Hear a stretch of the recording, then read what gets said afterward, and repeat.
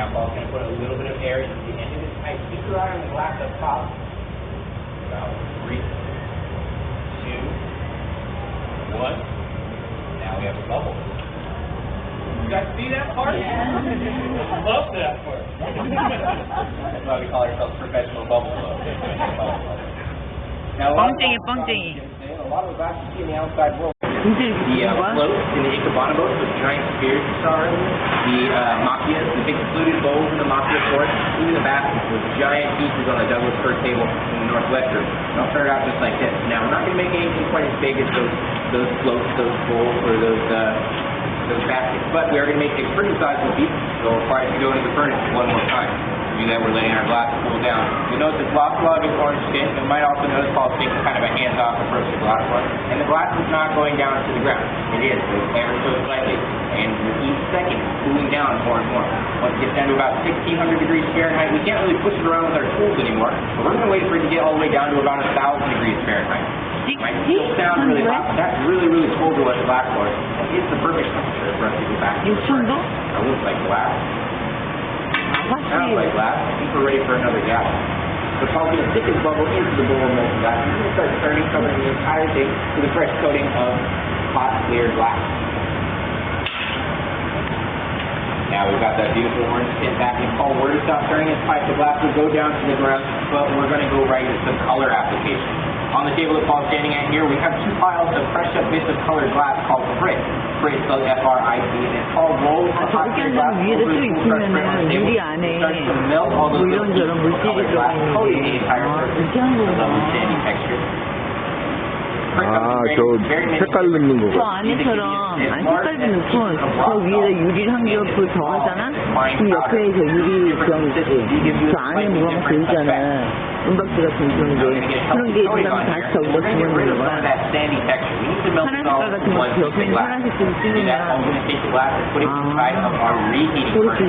This is our reheating furnace right here. It's a lot like the melting furnace on that side of the shop. It's sitting at about 2,200 degrees Fahrenheit. The only difference is there's no bowl of molten glass inside for us to grab from.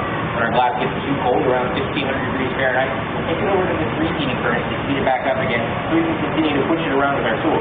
Or if we need to melt pieces of glass together, like when we roll our glass into the frit. We started with 2 layers of clear glass. Then we did a layer of white frit.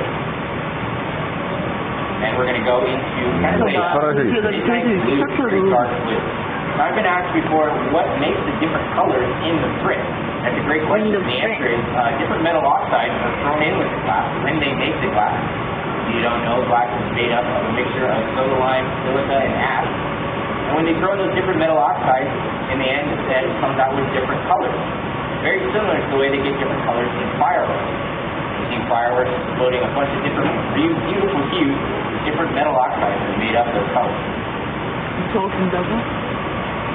got that blue on there. I believe that's going to be the last of the frit. So that's going to be all the glass that we're going to be putting on the piece. We're not taking more load of the frit. We're not going into the furnace any more time. Paul's going to start the process of shaping up the glass. And from there we'll be able to stretch it out. We'll be able to put all sorts of different shapes into it. But for right now we need to get what's called a good setup. That Paul's going to get that glass very, very hot. He's going to bring it back over the bench. He's going to use a very specific tool to shape up that glass. That tool that he's going to use is called a block. This is what a block looks like. Essentially a big wooden spoon. This shape is carved out on the inside of it. The ideal shape to push the glass into. So when Paul in place, everything in place evenly, you get a lovely light bulb shape. Like that. Now you might see Paul doing swing moves like this. Pipe up here. He's not working on the tape for the next Star Wars show. He's actually grabbing to his advantage. So he's pushing the glass and spinning the pipe right around like that. It'll stretch the glass out, making it piece thinner and longer. And then he's shaping it up on our table. He's going to do 2 things. When he rolls that point on the very end of the piece, it's going to cool down the glass in the area that touched the table, so that when Paul inflates, everything that didn't touch the table will inflate more. And when he makes that point, that's going to inflate the bottom of it. That's going to be the bottom. It also pushes a little bit of glass off of the edge of the bubble onto that tip. So it's going to be nice and weighted down our final product. Now, glassblowing is very much a team sport. It's a very difficult thing to do by yourself, so it's always nice to have someone working with you. As his pipe's going to be on the end of the bench, she's going to be circulating air into the blowpipe will all start to shape it up with some tools.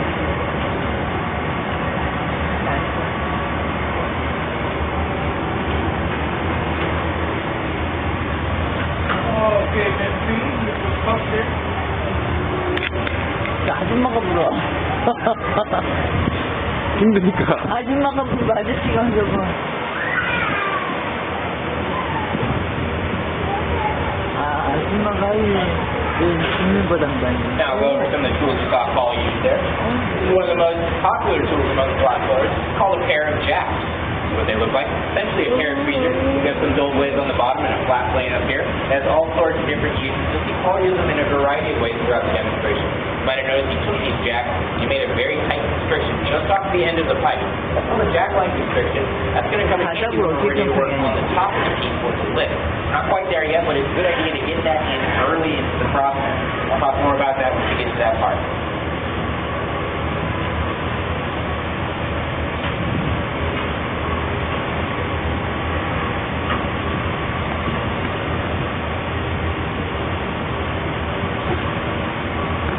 Okay.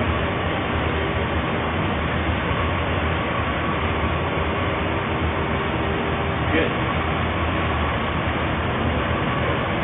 저렇게 한다는 거구나.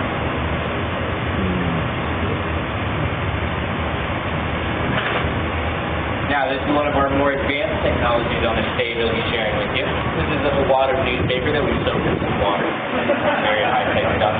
The reason we like newspaper is because it's about as close to without actually touching it with our hands. We might touching it with our hands. It's a bad idea. It's very dangerous. The reason I think we're more high-tech technologies up here is because a lot of the tools that we're using on this stage, all of the tools on the bench here have been in glassblowing for a very long time. Glassblowing is a very old art form. And a lot of these tools date back to before the invention of newspaper.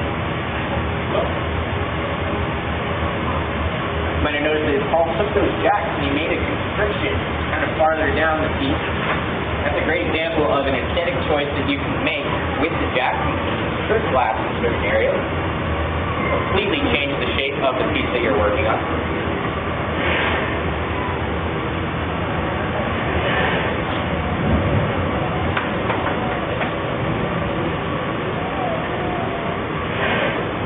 Another tool you might see us use up here would be a wood paddle, just like this. A lot of people are actually surprised that we use so many wood tools in glass blowing, and that's for a couple of reasons. 저 안에가 Metal 살아있는 tends to 거야? be a poor conductor. 저 안에 물 같은 거 Sucks 들어있는 heat out of 거야? glass. That's why we like these cases in metal on top of the chassis.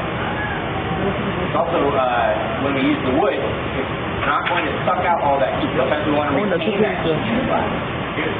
Metal also tends to scratch glass, sometimes we're not careful. Sometimes you need just a little bit softer of a tool. Wood is nice and soft on the glass. Now, Paul's shaped up the bottom. He's ready to move on to the next step in the process. 조금 모양 만들고 다시 녹이고 조금 모양 만들고 다시 녹이고. I'll demonstrate that over here. So as I said earlier, we make that pointed tip so we get a little bit of extra glass off the bottom of the bubble. And then we make that flat. That is all done. We're ready to work on the top. 거의 됐어. The only problem is there's a blowpipe in there. So Patty's going to grab a little bit of glass on the end of the rod. He's going to stick it onto the bottom. And then with that constriction we made earlier, we'll be able to break it off from the blowpipe. It's called a punch. Now this part is what we call the tricky part of glass blowing. 영수증? A lot of good timing, a lot of 바닥. right. 아니, 아줌마가 하는 거 Otherwise, it won't work. 뚜껑 아니야? People come crashing to the ground. I don't know about you all, but the three of us. 아줌마도 know 뭐하네. that happened. What happened about 20 minutes ago? So Paul's going to take the punch. Take it to the very center of the bottom. 아, 집어넣는 걸. Within a small window of time, punch it down, freezes up. Once Paul has got it where he likes it, we're going to take a little bit of water, put it onto that constriction we made. Tap that off.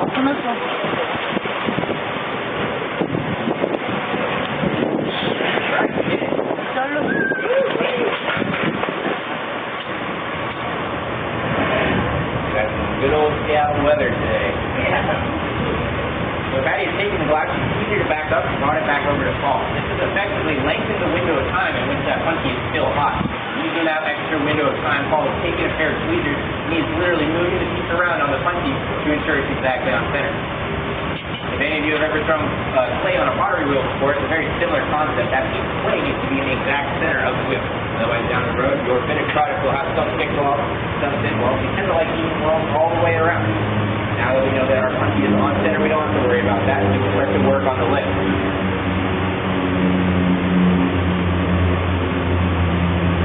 Because of the way we knocked it off with the blowpipe, there's a lot of extra glass on the very tip of the piece. That constriction that we made, we pushed a bunch of glass together. So right now what Paul's doing is here, that's a reheating burn. He's heating up the piece. He's mainly going to be focusing on the tip. If he comes back over the bench here, you'll see the tip is going to be red hot.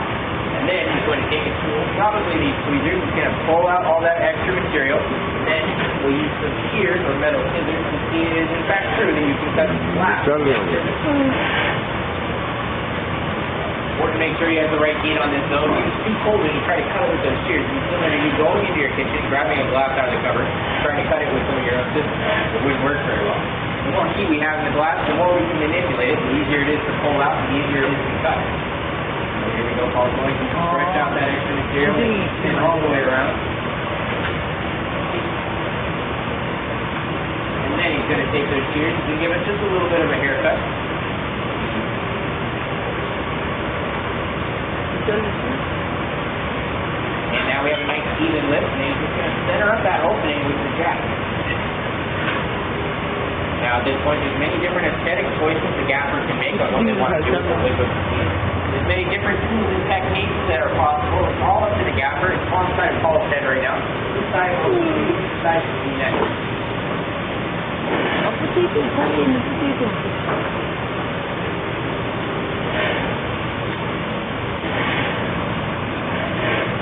Paul, how do you make this look incredibly easy? But trust me when I say it's very, very difficult to work with glass that's this thin and this hot. I've been doing this for a while, so they tend to make it look easy.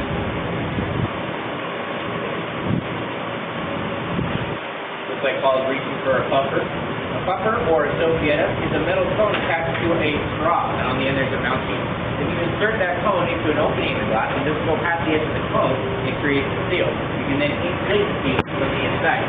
That's one kind of sophietta. The metal cone here, you create that seal with that cone.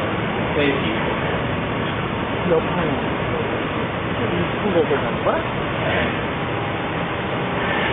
이렇게 안 끝나. 아유, 무슨아. 위에 입고는 됐네. 그냥 앞으로 조금 더 할 것 같네. 그냥 갈까? 가자. 이거 한 다음에. It's actually great tools because you put them on the outside wall of the piece that you're working on and you're rotating. 오, 안에 불나. We got the pyrotechnics in there too.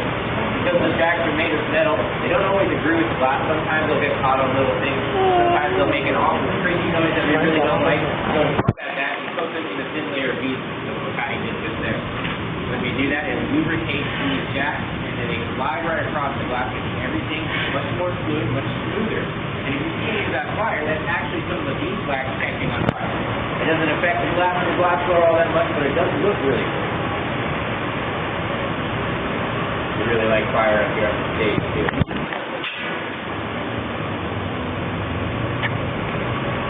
Alright.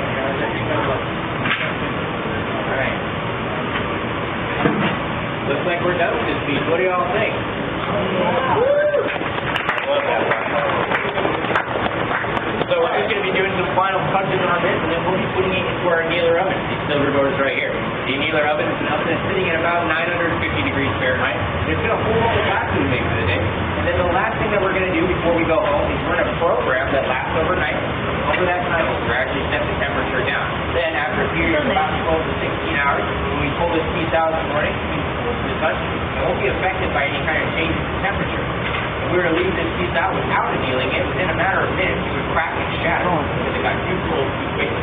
We don't have to worry about that with the annealer process. That's why we're able to have such a lovely piece of glass out here in the outdoors. So just like that blowpipe, a little bit of water, now you're going to catch that piece with some wood tools. Light tap. And awesome, ready to go. Woodboard. Now the very last step, if you like to push a little bit of heat on the bottom, we have a hot source that screws down that front part. Sometimes that's a little bit different and jagged edge. You don't want anyone cutting any fingers. 안쪽은 약간 눅눅하고 바깥이 좀 차가우니까 따뜻해서 이게 온도 차이가 되니까 좀 잘리나 봐요. Alright, now it's ready to go to bed. 땜빵을요? 괜찮은가? 오, 불이 막 난다.